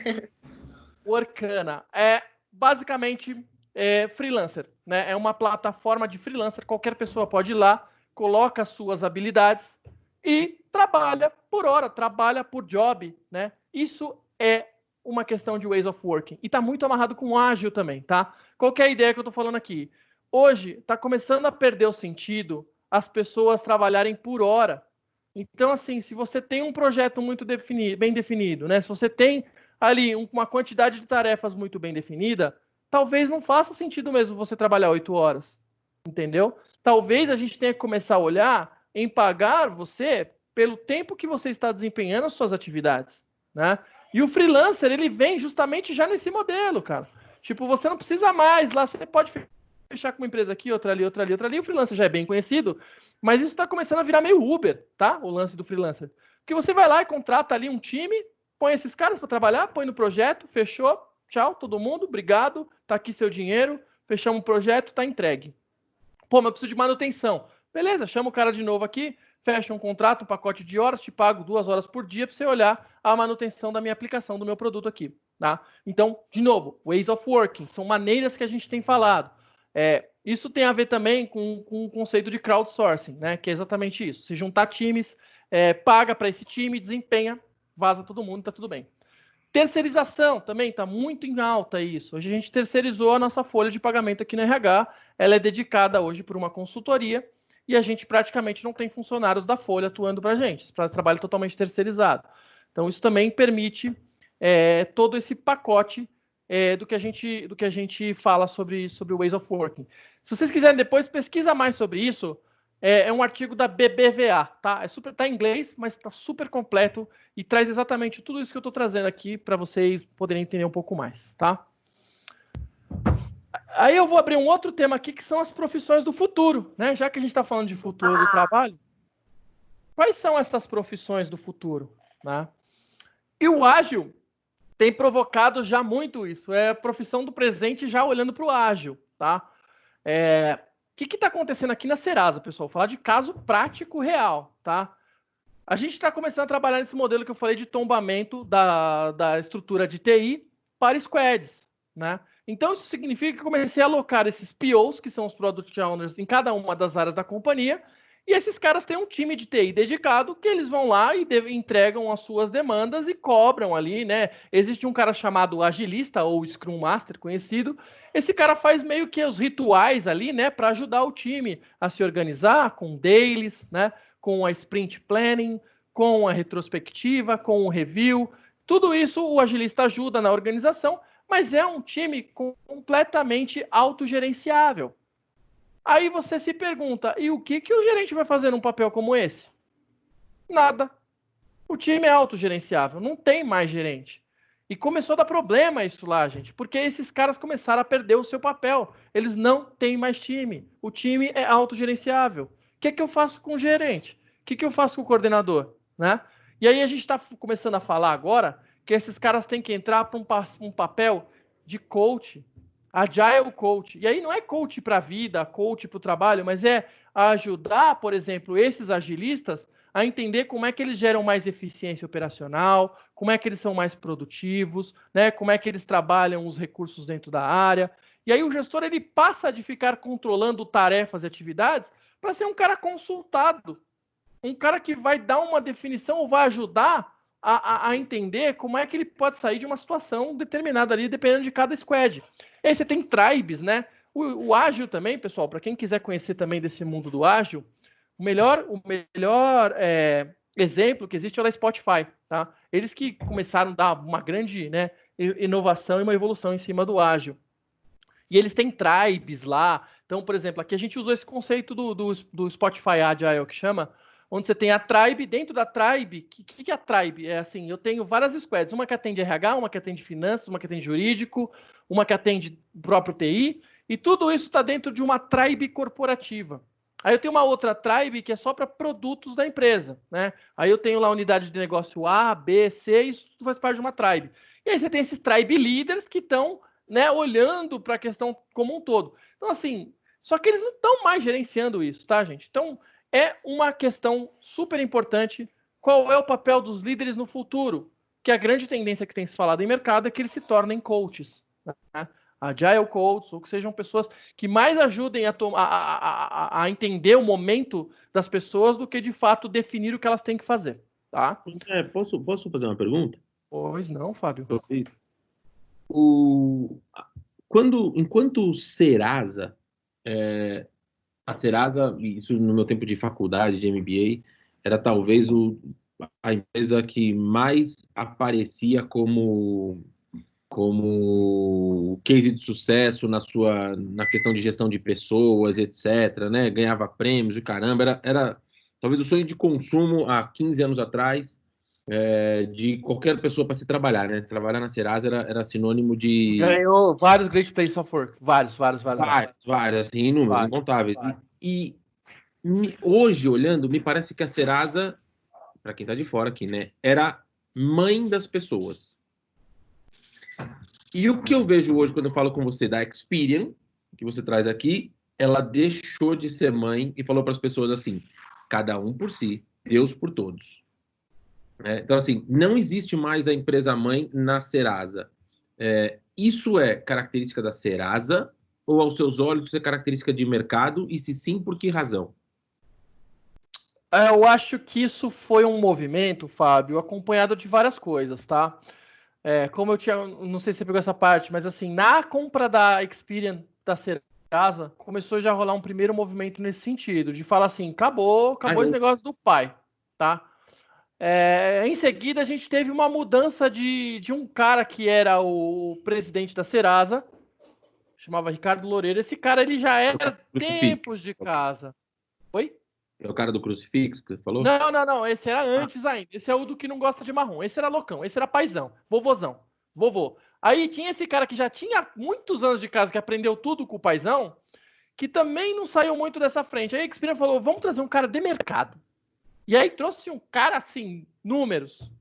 Bicho, isso aí foi outra mudança, né? Porque ele veio drivando a companhia falando, gente, isso aqui a gente precisa ganhar dinheiro, cara, não é assim. E o grande ponto, na verdade, eu vejo, é porque a Serasa, Fábio, no mercado é líder, cara. E quando você é líder, você tem aquele tipo, você chega lá no cara e fala, bicho, você vai comprar Serasa ou você vai ficar sem informação? Escolhe aí, fala aí. Você não vai comprar da Boa Vista, que os caras são ruins pra caramba, né? Fica a seu critério. Beleza? Meu número tá aqui, se você quiser você me liga, senão fica aí, se vira. Era no nível da arrogância, tá, Fábio? Era na linha da arrogância, porque era primeiro de mercado. Ou você tem Serasa, ou você não tem informação. É tão simples quanto isso. Então, isso deixava as pessoas numa zona de conforto absurda, né? Quando veio esse gestor, o que ele fez? Ele falou, olha, a régua tá aqui, pessoal, eu tô colocando a régua aqui agora, tá? Então, por mais que você ia lá no recorrente, né? Você ia na recorrência, se o cara não tem dinheiro novo, bicho, não vai chegar aqui, entendeu? Então, começou a rolar um movimento de que não é só ir lá vender recorrente que você vai bater meta, eu preciso colocar você trazendo dinheiro novo, né? Vendendo novos produtos para a companhia, porque senão você não vai atingir o teu alvo, teu target. E aí começou a rolar um movimento, mas isso foi demanda deste presidente, que setou, lógico que ele com certeza também foi drivado pela Experian, mas isso foi todo um movimento em conjunto, tá? Então é fato, Fábio, que esse anterior, o Ricardo Loureiro, ele foi mandado embora, cara. Porque nessa mudança que a Experian virou e fez isso, a Experian setou alto demais a régua, o cara não era um cara de... Ele não estava preparado para isso ainda. Ele não era um CEO completo, né? Então, na hora que veio esse punch em cima dele, cara, ele não soube corresponder. E aí o tempo foi passando, ele, não, vai dar, falta pouquinho, vai dar. E era essa mensagem que ele dava para a companhia. Falta pouquinho, falta pouquinho, falta pouquinho. Quando chegou no final, ele ficou devendo 80 milhões lá na conta. Os caras falaram, desculpa, assim, não dá, obrigado. E aí veio esse cara, ele já assumiu, já com o 7 da régua lá em cima. A primeira ação do cara foi voltar para a Experian e falar, este número eu não vou entregar para vocês. Desculpa, eu tô chegando agora, eu já entendi como é a companhia, este número não dá. Então, o que eu vou combinar com vocês aqui? Eu vou entregar 70% deste número para vocês. Pode ser? E se eu entregar 70%, a gente combina que você paga 100% do bônus para a companhia? Porque nesse último ano do cara, ninguém teve bônus, Fábio. E muita gente foi embora, cara. Muita gente boa da companhia foi embora por causa disso. Então, a gente perdeu o presidente e assets importantíssimos dentro da empresa por conta de falta de gestão com números. E aí a Experian falou, vamos trazer um cara que saiba fazer isso. Então isso foi todo um movimento que ajudou, obviamente, a tirar um pouco, porque até então também tínhamos, nessa época, né, um vice-presidente de RH que também gostava muito desse mindset, mas que foi muito forçado a começar a derrubar algumas coisas, até por meio de budget.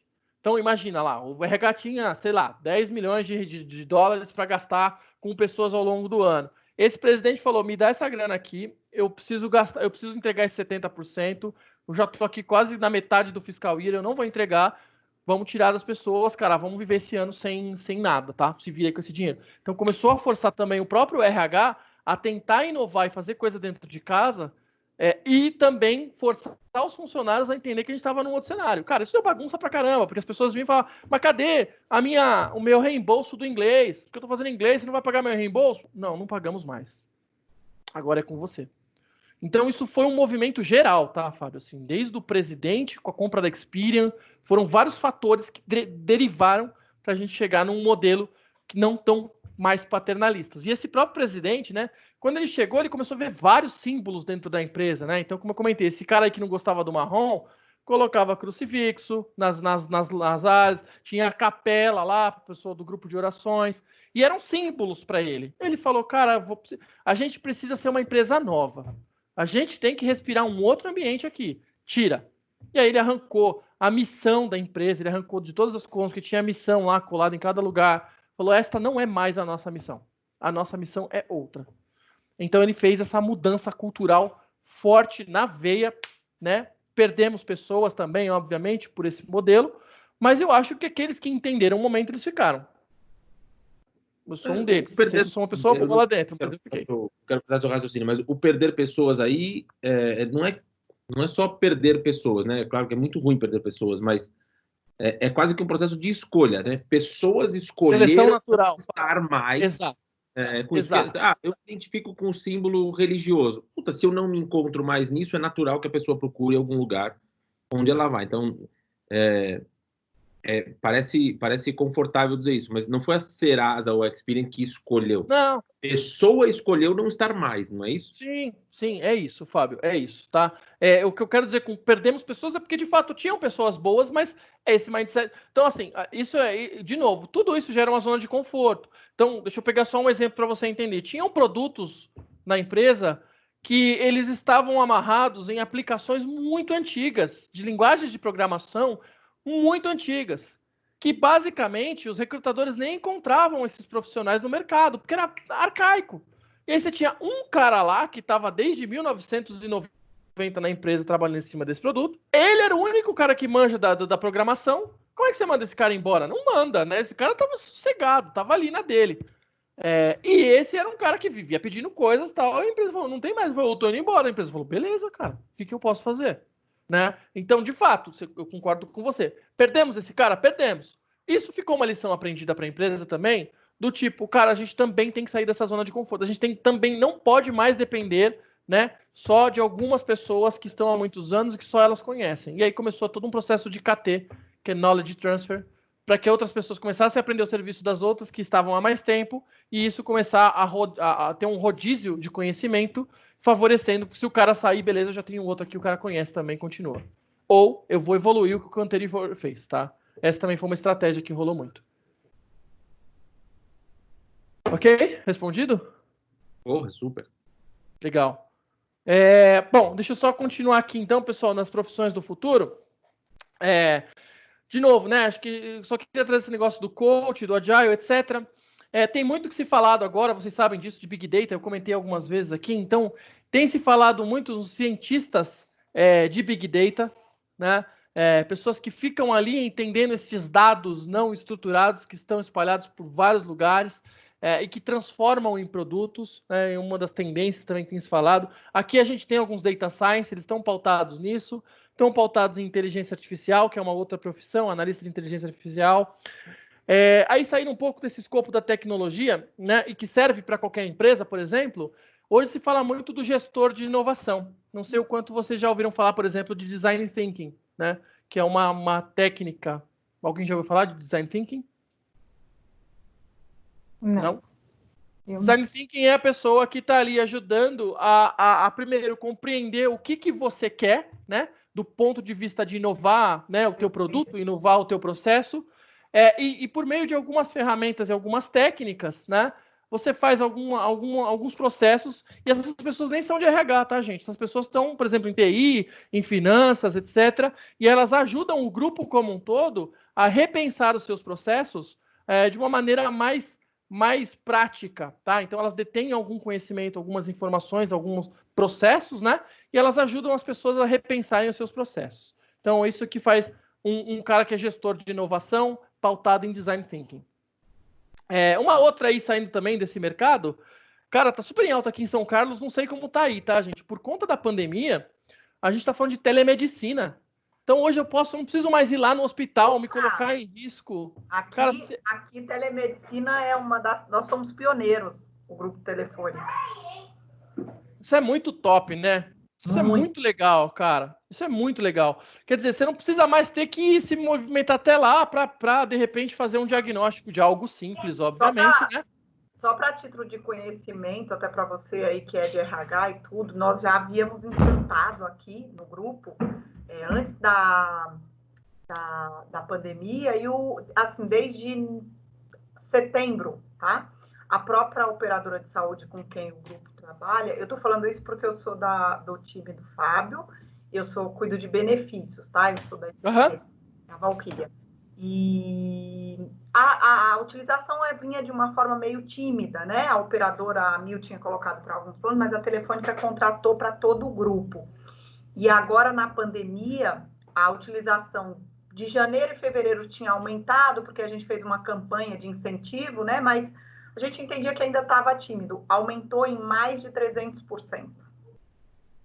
E a gente entende, a gente já fez em termos de saúde, você de RH deve saber, a gente chama de custo evitado, né? A gente já fez as contas aqui, quantas pessoas deixaram de ir ao pronto-socorro, quantas pessoas foram atendidas. Olha que legal. Informação, até na passada a gente conta um caso, a Vivo ficou muito feliz, nós também, não é nem da Vivo, é uma empresa do grupo, um executivo salvou a vida por causa da telemedicina. Estava tendo um impacto. Que legal. Então, que assim, legal. Só para você que é de RH, eu só queria dividir, porque é uma coisa, eu acredito muito, veio para ficar, cara. Veio para ficar. Tomara. Né? Eu acho, Valquíria, só até contribuindo para isso, eu acho que às vezes a gente se emperra muito em legislações, em questões, né, que do governo, que não nos permitem crescer dessa maneira, né? Eu digo isso porque, né, questões simples, vou trazer uma questão de RH, você não pode assinar um contrato de trabalho se não for de próprio punho, né? Isso acaba... tosco, para não dizer outra palavra, é tosco. E eu acho legal isso, né? A gente começar a expandir e colocar a tecnologia nas nossas vidas, né? Já é assim, gente. Né? Só para você saber, a telemedicina, quando a gente começou a trabalhar aqui, a Mil e o próprio Albert Einstein, que foi o pioneiro, eles bancaram, porque tiveram várias... o Conselho Regional de Medicina, enfim, os órgãos aí foram contra. E, enfim... Eu acho que quem saiu à frente saiu ganhando com isso. Tá? Super, com certeza. Aqui foi a Unimed. A Unimed implantou esse processo e está dando super certo. né? A gente está com, só para você ter uma ideia, aqui são 220 mil habitantes, tem 30 casos, 3 mortes agora, 3 mortes. Tá super controlado e as pessoas não estão indo muito no hospital. Isso é super legal. Legal. Show.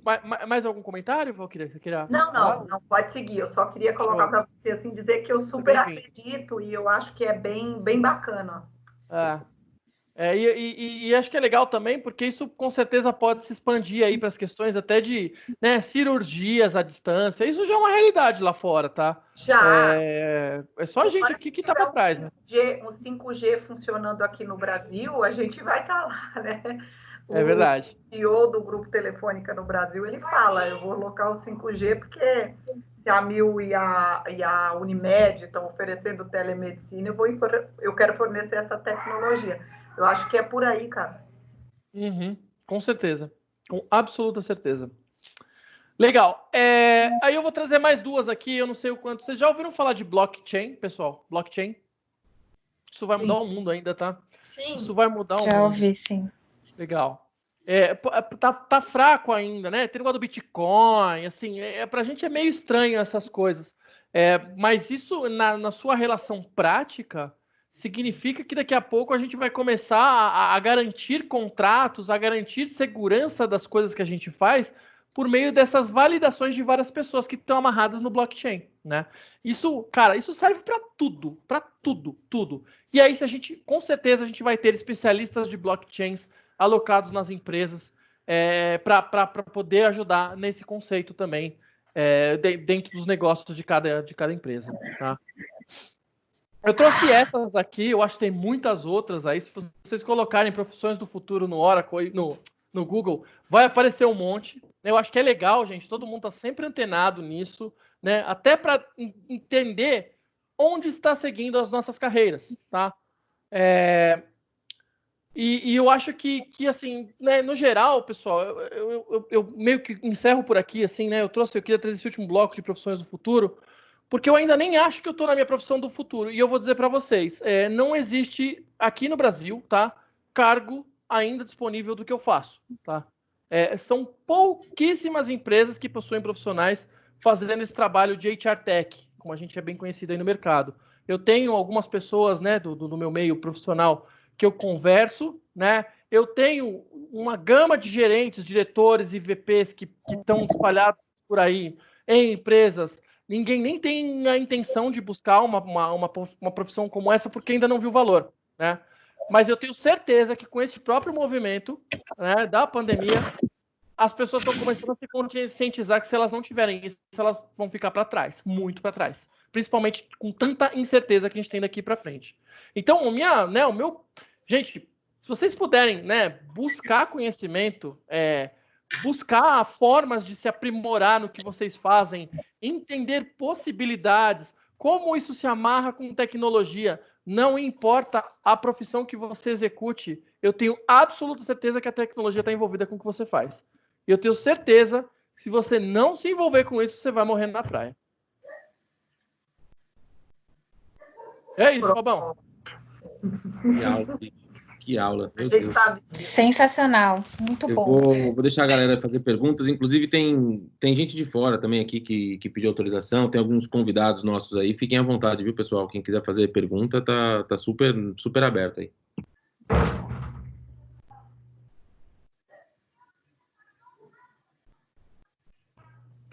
Fábio, aqui é o Daniel Fumo falando. Obrigado pelo convite, por participar dessa aula. Terminar sexta-feira com esse ânimo aí do André falando sobre tudo isso que ele falou, né? Sobre o mercado, sobre HR Tech e tudo mais. Dá um ânimo aí para terminar sexta-feira. André, já vamos nos organizar para você ir até a PwC, ir virtualmente, né? Obviamente, mas repetir a dose lá na PwC também. Posso te apresentar aqui antes de você fazer a pergunta?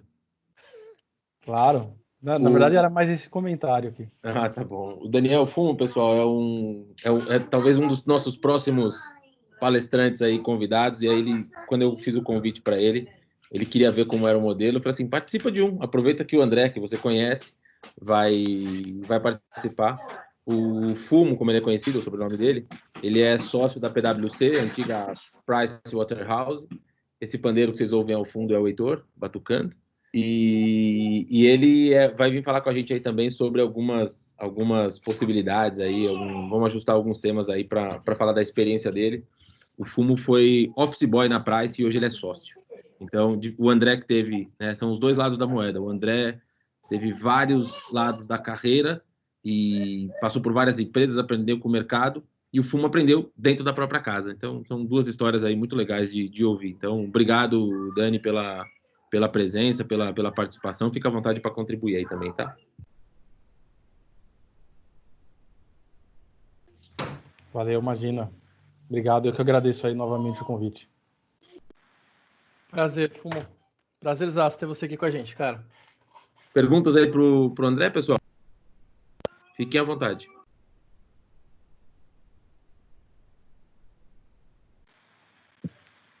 André, você acha que ainda tem muita resistência do RH e dos colaboradores com relação a essa digitalização das coisas, da informação, do Big Data, como você disse, de usar, inclusive, eu digo assim, é muito fácil você pensar em Big Data quando você fala em compra, em um Google te mapeando, mas quando você pensa em pessoas, né, quando você vai falar isso com RH, pode parecer, como que eu vou mapear pessoas? Pessoas são pessoas. E eu acredito piamente que o comportamento que um RH pode tirar, o que o RH pode tirar de tecnologia, aliás, de proveito da tecnologia com relação ao comportamento das pessoas. Perfeito. Desculpa, seu nome, perdão? É a Valquíria. Oi, Valquíria. O que eu posso dizer é o seguinte, né? Tudo isso que a gente discute sobre dados, né? Aquele próprio produto que eu comentei, chamado Avatar, onde a gente vai buscar os candidatos do mercado, etc. Tudo isso é feito obviamente, com muito respeito e de acordo com as leis. Existe um processo chamado Lei Geral de Proteção de Dados, a LGPD, né? Que realmente quer garantir de que as pessoas elas validem, elas garantam que os seus dados que estão postados nas redes sociais, nas aplicações, que você dê o seu consentimento para que ele seja utilizado da maneira que você quiser, que você colocar lá, né? Então, claro que, né, a gente respeita essas leis, não é nada algo ilegal que a gente vai buscar as informações. Eu acho que isso, de verdade, para mim, assusta um pouco, tá? Eu vou falar eu como RH dentro do RH. Assusta um pouco pelas coisas que você vê acontecendo nas redes sociais, a forma como as pessoas se postam, as coisas que as pessoas dizem, né? Isso, de fato, como eu falei, às vezes conta muito, né? Tá disponível, tá no público, qualquer um pode se absorver disso, né? Então, isso pra gente é informação. O RH ele não se torna uma pessoa resistente, eu diria que ela não é uma pessoa crente ainda de que este modelo funcione. Ele não é a prova de falhas, tá? Não é porque a gente monta um processo como esse que eu vou trazer realmente os 5 e únicos melhores profissionais do mercado.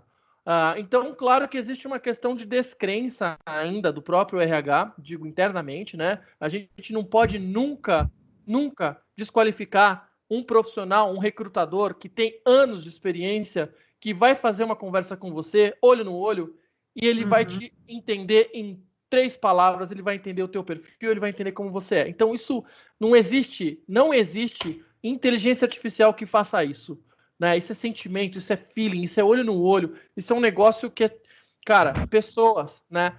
Pessoa não é lógico, nunca será, né? Claro. Então, eu acho que existe muito ainda, como eu disse, né, uma descrença, mas eu entendo que eu tenho colocado para as pessoas que não é uma substituição de papéis, muito pelo contrário, são ferramentas para ajudar a melhorar o seu desempenho, a sua eficiência operacional, tua produtividade, para que você tenha um trabalho de melhor qualidade. Inclusive, não sei se eu respondi a sua pergunta. Para colocar as pessoas certas nas vagas certas, né? Ser mais assertivo. E mais isso... André. Pois não. Primeiro, parabéns, ótima palestra, show de bola. A iniciativa do Fábio aí de trazer essas pessoas aí está agregando muito. Eu tenho uma pequena dúvida aqui, mas muito pequena mesmo, mas vamos lá. A gente está falando muito em tecnologia, atingir pessoas e isso e aquilo, enfim, muito, muito. Como você, como o Leandro perguntou lá no começo, processos e pessoas, você que é uma pessoa de RH, você enxerga, olha, não sei se cabe muito isso aqui não, mas como que você enxerga a população de baixa renda e que não tem tanto acesso a tanta tecnologia? Onde que essas pessoas vão se enquadrar hoje? O Wagner, eu acho é uma pergunta super importante. Eu diria o seguinte para você: eu acho que no momento que a gente se encontra hoje, a informação ela é pública, cara. Perdão, me perdoa a pergunta. Quantos anos você tem? Só uma pergunta. 39 anos. 39 anos. Então você tem a minha idade, cara. Você vai me entender. Há 20 anos atrás, 25 anos atrás, cara, a gente não tinha informação, né? Ela era paga, essa informação. Uma escola pública de uma escola particular, você tinha uma diferenciação de conhecimento, né? Você podia ir numa biblioteca, mas quem que ia numa biblioteca? Quem que ia lá no Centro Cultural da Vergueiro ler um livro, cara? Hoje, Eu tá na ia, hein, palma. André? Eu fui muito. Bem. Eu fui Legal, muito. eu também, gente. Eu morava pertíssimo da Vergueira, eu fui várias vezes lá. Mas não é todo mundo, principalmente as pessoas de baixa renda. Porque se eu moro na periferia, eu não vou pegar um busão e ir até o centro cultural e não tem uma biblioteca perto da minha casa e a escola também não me oferece esse acesso ao conhecimento. Hoje, bem ou mal, pessoal, bem ou mal, vocês vão entender. Todo mundo tem um celular, tá?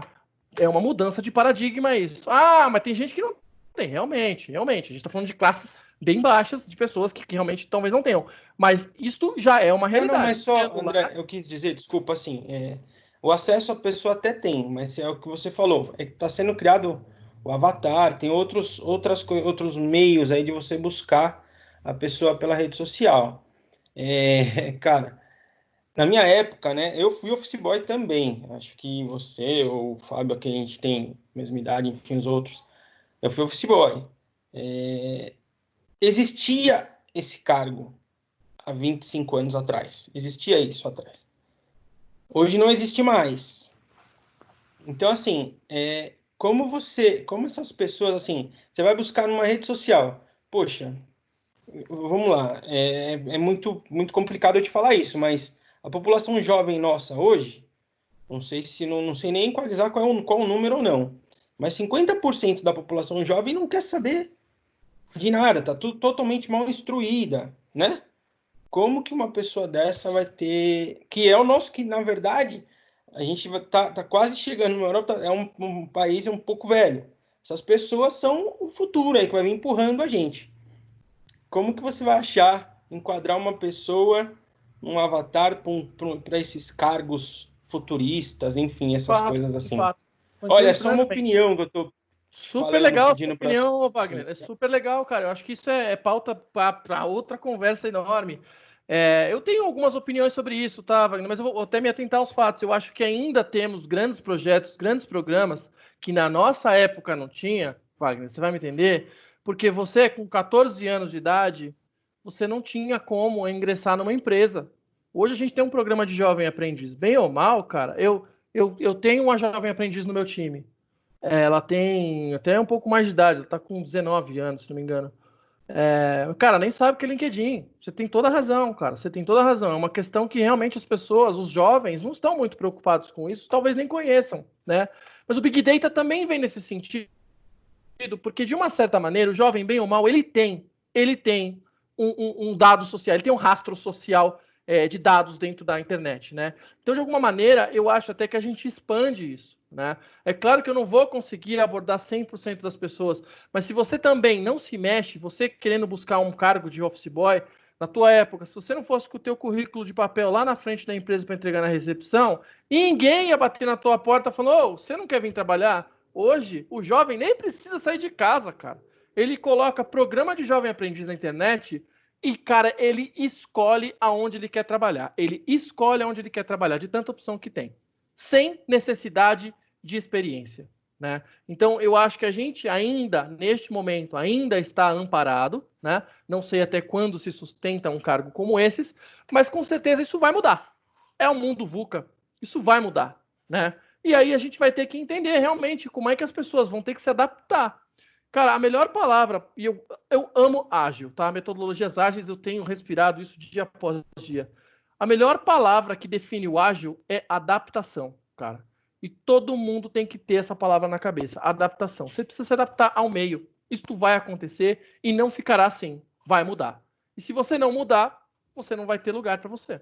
Tá? Então, é um pouco da minha opinião, tá, Wagner? Eu só acho que realmente isso vai acontecer. Você está coberto de razão. Acho que as classes C, né, as classes vão menos ter, favorecidas, né? vão ter uma dificuldade, porém, é necessário que se adapte. Eu acho que a tecnologia, ela ainda é gratuita, né? É uma questão realmente de você gerar e manifestar interesse. Aí nós vamos entrar num lado político, que eu nem gostaria de entrar aqui, né? Da questão do quanto a gente fomenta essa discussão no Brasil. Mas, de fato, se a gente fizer isso de uma forma bem organizada, vai dar certo. Minha opinião. Beleza. Legal, valeu. Mais perguntas aí, pessoal?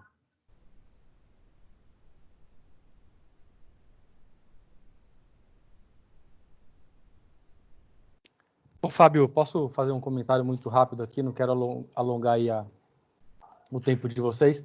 Claro.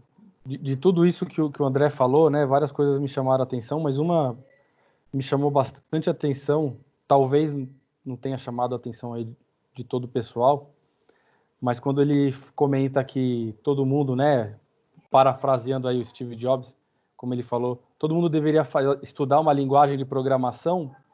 Eu sou formado em contabilidade, minha experiência é auditoria, finanças, mas hoje... Já vou.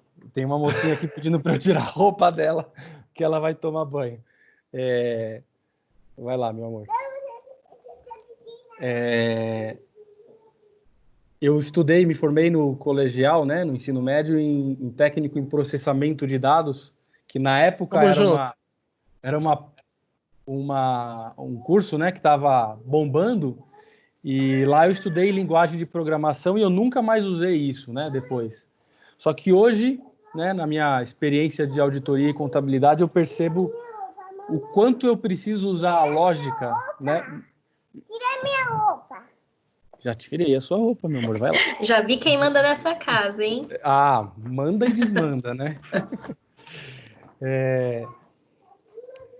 O quanto eu uso da lógica de programação, e muitas vezes eu me pego aí discutindo com o cliente, discutindo internamente, e na minha cabeça eu começo a desenhar fluxogramas, né, que era o que eu fazia para estudar e formalizar lógicas de programação, condição if e tudo mais.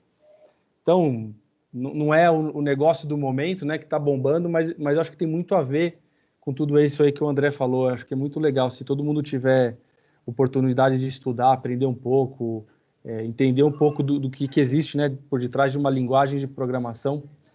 A gente consegue, para o meu espanto, eu me formei, né, estudei lá no colegial, me formei em 99 e talvez 5 anos atrás que eu tenha percebido a importância do que eu estudei há tantos anos, né?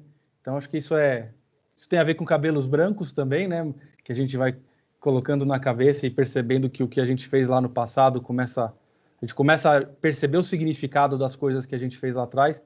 Então, acho que tudo, de novo, né? Tudo isso que o André falou tem muito a ver e me remete a essas lembranças aí. Que legal, que legal. Mais perguntas aí, pessoal? Fiquem à vontade. Aí, agora o tempo é de vocês, cada um fica à vontade. Eu já matei mais de meia garrafa de vinho aqui, comi uma bela de uma coxinha que eu pedi no iFood.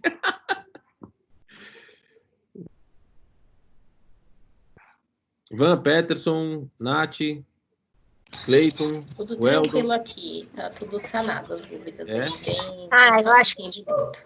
Eu acho que a conversa, na verdade, é bem reflexiva, né? Eu acho que é um ponto para a gente pensar onde é que a gente se encaixa, o que a gente quer da nossa carreira, né? Como é que a gente vai desenvolver novas habilidades, qual é o caminho a seguir.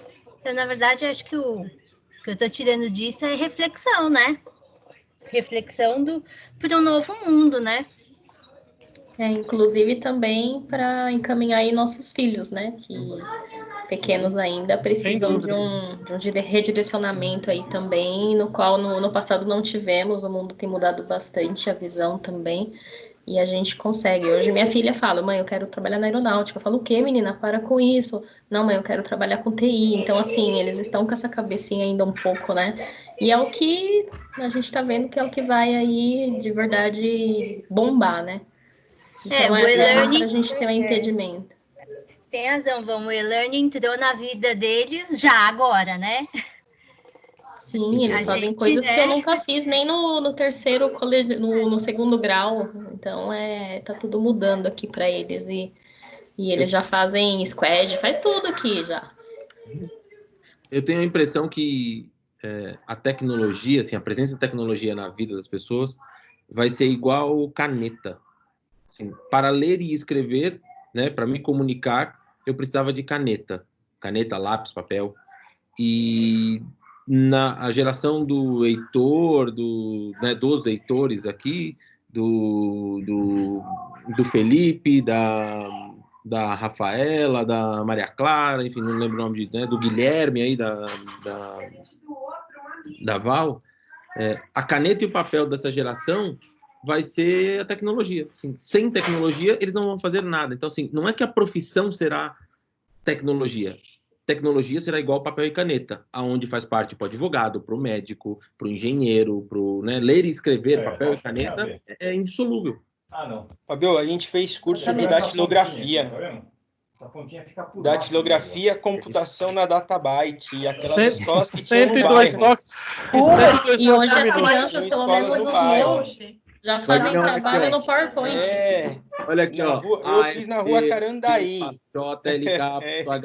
Meu, eu fiz isso também. É duro, né? Quem aqui fez curso de Windows? Eu fiz na força sindical e ganhava um pão com mortadela e um copo de suco ainda na época.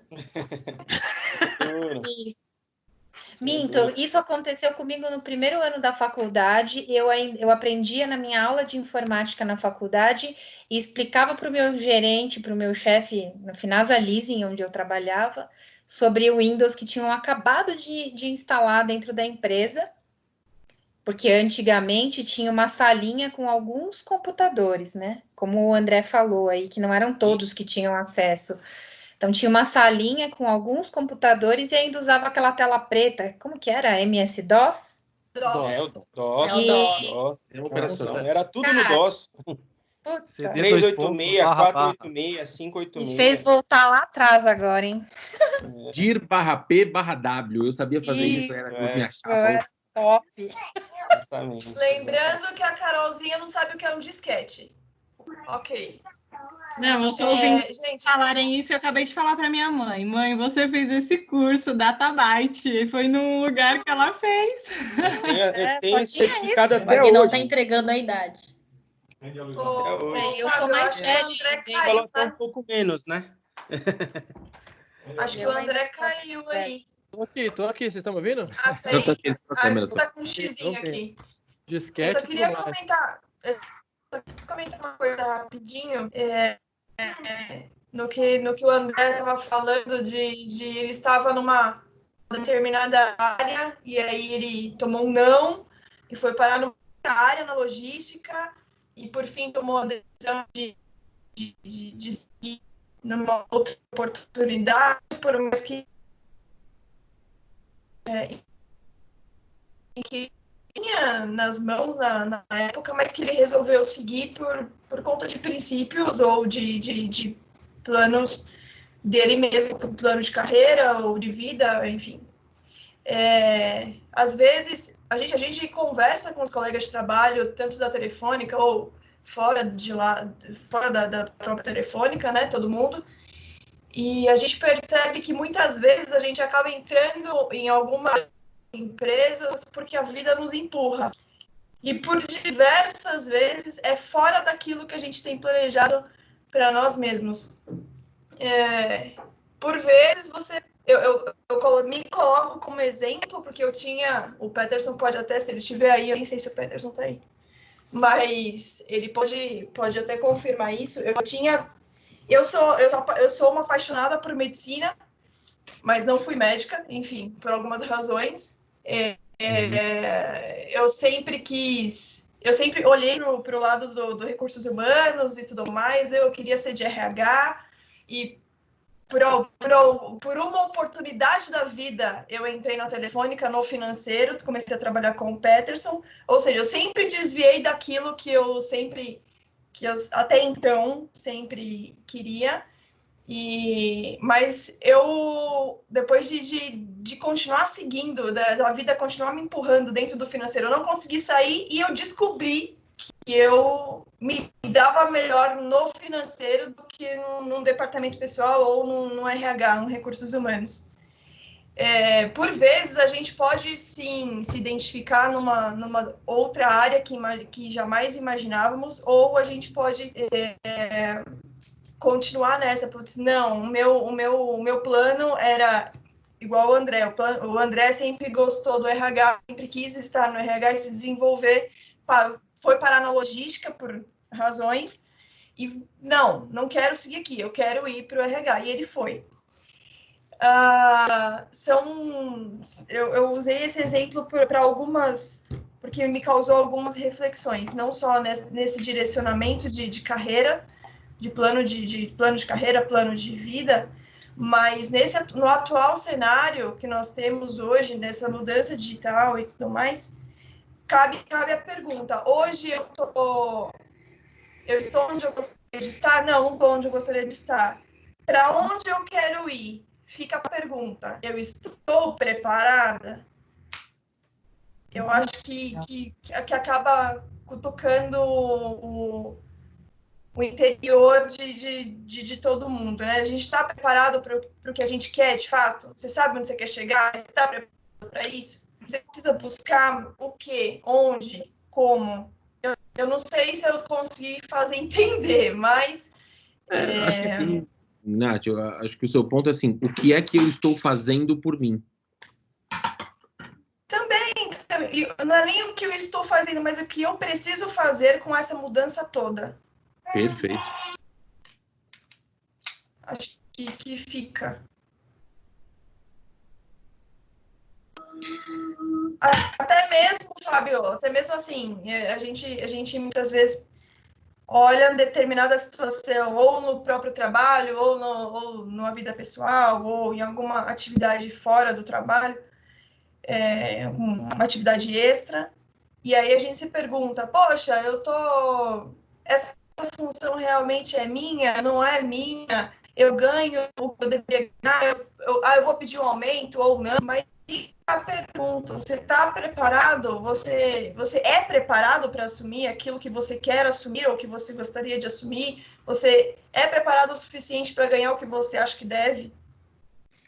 Enfim, a mudança digital, toda essa transformação que a gente vai passar agora, traz muitas perguntas nesse sentido. E eu ando conversando com muita gente e a pergunta é a mesma.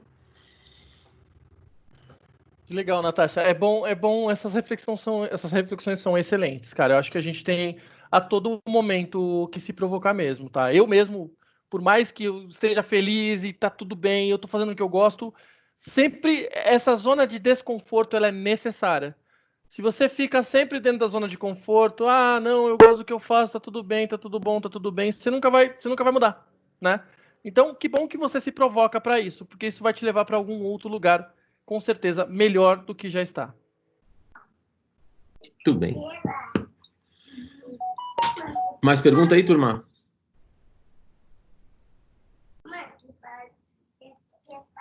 Nada? Não, tranquilo. E eu vou interromper aqui a gravação, tá?